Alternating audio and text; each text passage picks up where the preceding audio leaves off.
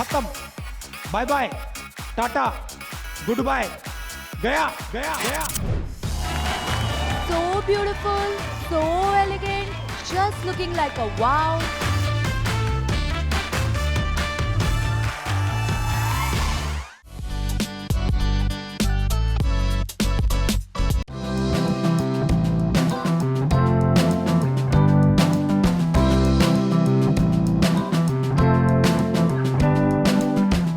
दोस्तों, राजनीति के लिहाज से साल 2023 कांग्रेस के लिए काफी अहम रहा।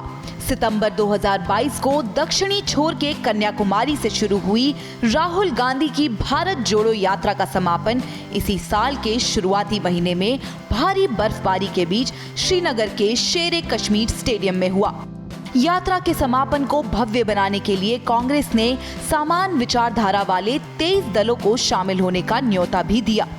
तभी से इंडिया गठबंधन की नींव पड़ी। कश्मीर की एक तस्वीर खूब वायरल हुई, जिसमें दोनों भाई बहन कश्मीर में हो रही बर्फबारी में खेलते और मौज मस्ती करते दिखे। भारत जोड़ो यात्रा में जिस तरह लोगों का हुजूम राहुल के पीछे चल रहा था, उसके बाद राहुल गांधी एक नायक की तरह उभरे।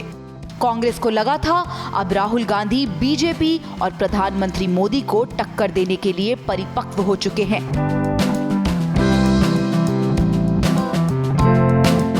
अभी कांग्रेस आगे की रणनीति तैयार कर ही रही थी कि मार्च में पार्टी को बहुत बड़ा झटका लगा। सूरत कोर्ट ने मानहानि मामले में राहुल गांधी को दोषी करार देते हुए 2 साल की सजा सुनाई। इस फैसले के बाद लोकसभा सचिवालय ने राहुल गांधी की संसद की सदस्यता रद्द कर दी। ये वही मामला था जब 2019 के लोकसभा चुनाव के दौरान अपने एक भाषण में राहुल गांधी ने मोदी सरनेम वाला बयान दिया था। खैर, साल 2023 आगे बढ़ा। वक्त आया कर्नाटक चुनाव का। हिमाचल चुनाव में बीजेपी को हराने के बाद कांग्रेसी कार्यकर्ताओं में गजब का जोश था। कर्नाटक में बीजेपी ने अपने स्टार प्रचारकों की लंबी चौड़ी लिस्ट बनाई, तो कांग्रेस ने घर घर जाकर प्रचार करने की योजना बनाई। इसका जिम्मा प्रियंका और राहुल को दिया गया और दोनों ने अपना काम बखूबी निभाया।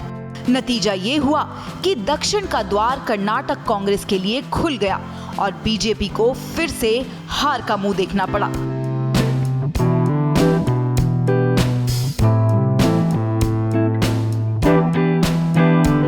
साल 2023 और आगे बढ़ा। अपनी संसद सदस्यता बहाली को लेकर राहुल गांधी को सुप्रीम कोर्ट से बड़ी राहत मिली। सुप्रीम कोर्ट के आदेश के बाद लोकसभा ने 7 अगस्त को राहुल गांधी की सदस्यता बहाल कर दी। 2023 में लोकसभा चुनाव से पहले 5 राज्यों का सेमीफाइनल हुआ। एमपी, राजस्थान, छत्तीसगढ़, तेलंगाना और मिजोरम में होने वाले चुनाव से पहले हवा पूरी तरह कांग्रेस के पक्ष में नजर आ रही थी, लेकिन कांग्रेस इसको वोट में तब्दील नहीं कर सकी। मोदी मैजिक चला और 3 राज्यों में बीजेपी की जबरदस्त वापसी हुई। कांग्रेस के हाथ से छत्तीसगढ़ और राजस्थान भी निकल गया, तो वहीं एक नए राज्य तेलंगाना पहली बार कांग्रेस के पंजे में फंसा। अरे हाँ, सबसे जरूरी बात तो रह गई, इंडिया गठबंधन। मोदी सरकार को सत्ता से उखाड़ फेंकने के लिए कांग्रेस ने देश के सारे सियासी दलों को इकट्ठा कर इंडिया गठबंधन की नींव तो रखी, मगर उस नींव में मजबूती की खाद नहीं डाल पाए।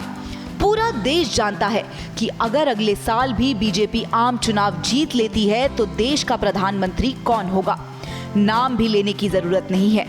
वहीं इंडिया गठबंधन में इसका उल्टा है। सारी पार्टियों को एक कर इंडिया गठबंधन बनाने वाली कांग्रेस राहुल गांधी को पीएम के तौर पर प्रोजेक्ट करना चाहती है, मगर वो ये बात भूल जाती है कि उसके साथ गठबंधन करने वाली सभी पार्टियों में से एक स्वयंभू प्रधानमंत्री है, चाहे वो बिहारी बाबू नीतीश कुमार हो या बंगाल की मुख्यमंत्री ममता बनर्जी। अरे यूपी वाले अखिलेश भैया और दिल्ली वाले अरविंद केजरीवाल भी तो हैं। मुफ्त की रेवड़ियां बांटकर वो भी तो सीएम बनना चाहते हैं। ऐसे में राहुल को लेकर कांग्रेस की पूर्व अध्यक्ष सोनिया गांधी की चिंता बढ़ती ही जा रही है। कांग्रेस के लिए सत्ता की डगर काफी मुश्किल नजर आ रही है।